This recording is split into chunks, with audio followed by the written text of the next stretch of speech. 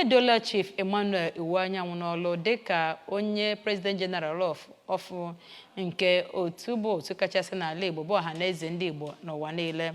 Ya bụ mmemme bụ nke merubere n'Enugu n'oge ha jikọtachara aka ọnụ wee kwado nhọpụta ya site n'aka otu nzukọ ndị gọvanọ si na steeti dịgasị iche iche Ohaneze Ndigbo nọ.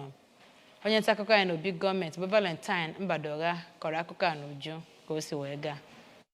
Chukwuma Soludo, onye bụ aka na-achị steeti Anambra, bụ onye nkwuchite ọnụ nyegara ndị gọvanọ ndị ọzọ, kwuru na njikọ aka ndị Igbo bụ ihe kachasị oke mkpa iji wee weta udo tọrọ atọ ya nakwa agamnihu na mpaghara ma bụkwaziri amụma a ga-eji wee dọta ọtụtụ ihe ruru ndị Igbo. O kwukwaziri na ihe mere ndị gọvanọ ndị ọzọ ji wee kwekọrịta ịkwado Chief Iwuanyanwu bụ maka na ọ bụ onye ama ga-anọchite anya ndị Igbo ya na makazi ọtụtụ ọrụ obi ebere ọ rugoro nke gbadokasịchara ụkwụ n'ebe ndị Igbo nọ.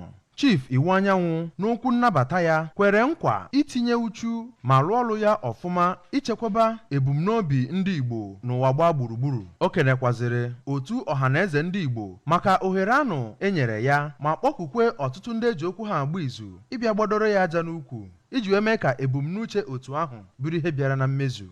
Mmemme ahụ bụ nke dọtara ọtụtụ ndị eji okwu ha agba izu n'ala Igbo bụ nke gụnyere gọvanọ ndị chibugoro dịka President General nke otu ahụ, eze ọdịnala dị iche iche ya nakwa ọtụtụ ndị bụ steeti president nke otu Ohaneze ndị Igbo, ọtụtụ ndị ndu obodo nakwa imerime ndị ọzọ. Idu n'iyi ọrụ nke onye President General ọhụụ bụkwazi ihe pụta kachaziri ife na mmemme ahụ.